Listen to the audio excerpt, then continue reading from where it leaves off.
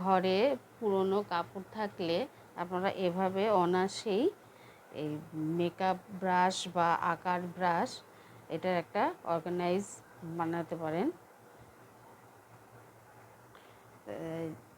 এই যে দেখুন, এটা এই পুরনো কাপড় দিয়ে এভাবে বানিয়েছি। এখানে সব ব্রাশ রাখা আছে, এখানে একটা পকেট, এখানে ইরেজার বা অন্য কিছু রাখা যেতে পারে।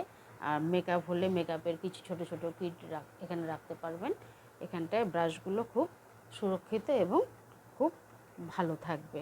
আপনি এখানে অনেক ব্রাশ, এখানটায় ব্রাশ, পেন্সিল, আমি অনেক কিছু রেখেছি। এভাবে এটা অনায়াসেই আপনারা ঘরেই পুরনো কাপড় দিয়ে বানিয়ে নিতে পারেন। তাহলে এখন কিভাবে বানালাম সেটা, এটা দিয়ে আমি এই মেকআপের ব্রাশ বা আঁকার যে ব্রাশগুলো থাকে সেটা রাখার জন্য একটা কাপড় নিয়েছি। এটা হলো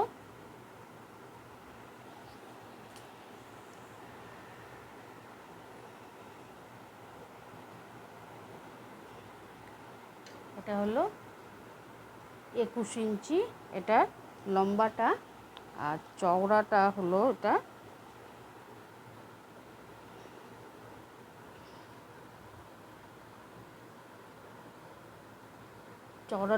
এটা 15 ইঞ্চি।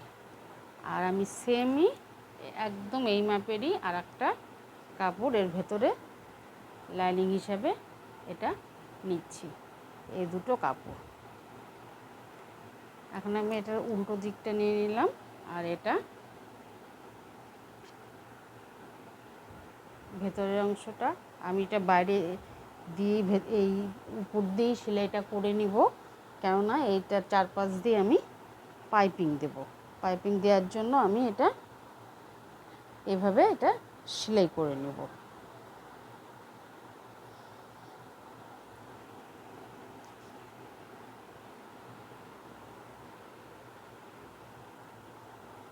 এটাকে উপর দিয়ে চারিদিকটা আমি এভাবে এটা সেলাই করে নেব। এর মধ্যে ব্রাশগুলো রাখলে মেকআপ ব্রাশ বা আঁকার ব্রাশ যে কোনো ব্রাশ এভাবে যদি রাখা যায় তাহলে এগুলো খুব ভালো থাকে, ব্রাশগুলো নষ্ট হয় না। আমি চারিদিকটা পুরোটা আমি সেলাই করে নেব। আমি এটা চারদিকটা সেলাই করে নিয়েছি, এ দুটো এটা জোড়া দিয়ে নিয়েছি। এখন আমি এটার মধ্যে এখন এটা চারদিক দিয়ে আমি বর্ডার দেবো। তার জন্য আমি এই কাপড় নিয়েছি, এটা হলো 3 ইঞ্চি। আর লম্বাটা যতটা লাগবে সেই হিসাবে কাপড়টা নিতে হবে। আমি কাপড়টা নিয়েছি, এখন আমি কাপড়টা প্রথমে এইভাবে এটাকে সোজা করে এদিকে বসিয়ে নিব। বসিয়ে নিয়ে এটাকে সেলাই করব। এটা আমি হাতেই সেলাই করছি, এটা মেশিন ছাড়াও হাতেও খুব সহজেই হয়ে যায়। আমি এটাকে হাতে সেলাই করছি।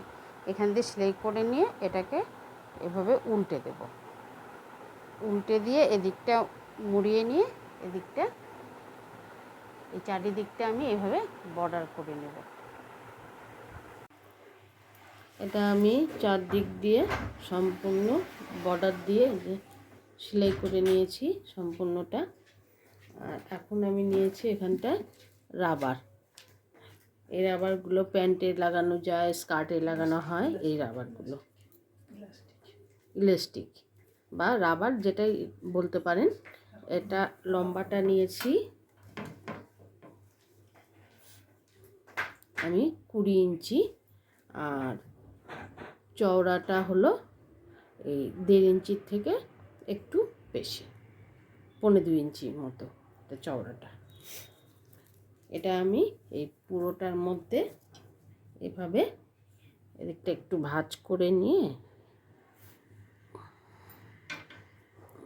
এই জায়গাটায় ইলাস্টিকটা আমি লাগাবো। আমি ওকে পিনগুলো এখানটায় সেট করে নিয়ে পরে এটাকে সেলাই করব।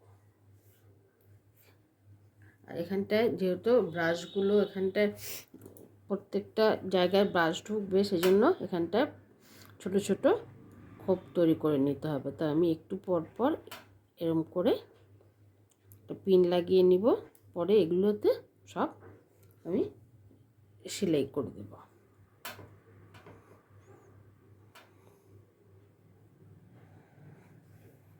এরম করে সব এটার গ্যাপটা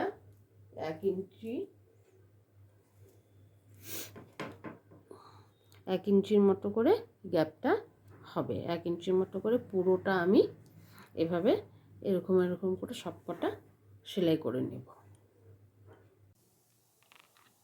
আমি এখানটায় রাবারটা সব এরকম ব্রাশ ঢোকানোর জন্য সব তৈরি করে নিয়েছি। আর এটা নিয়েছি একটা পকেট বানাবো, ছোটো ছোটো জিনিস ইরেজার বা ছোটো ছোটো জিনিস রাখার জন্য।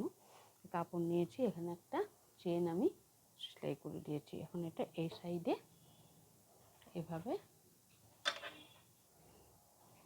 এখানটায় ভাঁজ করে নিয়ে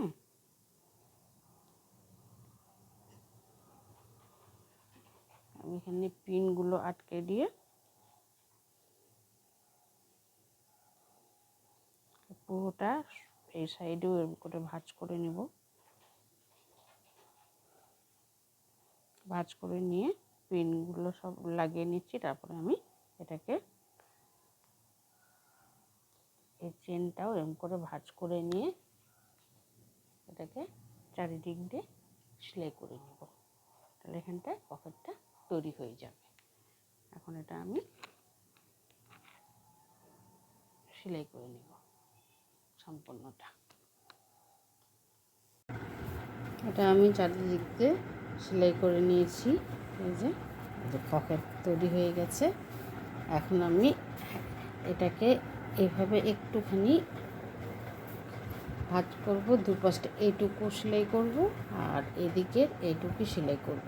আর মাঝখানটা ফাঁকা থাকবে, যাতে এখানটায় ব্রাশটা রাখলে তার ব্রাশের ইয়েগুলো নষ্ট না হয়, তুলিগুলো নষ্ট না হয়, ব্রাশের যে উপরে যে লোকগুলো থাকে ওগুলো যাতে নষ্ট না হয়, সেজন্য এটার ভেতরে ঢোকানো থাকবে। খালি দুই পাশটা এইটুকু আমি সেলাই করে নিব। আমার এটা কমপ্লিট হয়ে গেছে। এই দুদিকেও আমি সেলাই করে নিয়েছি এই পুরোটা। আর এখানটা একটা দড়ি বানিয়ে নিয়েছি।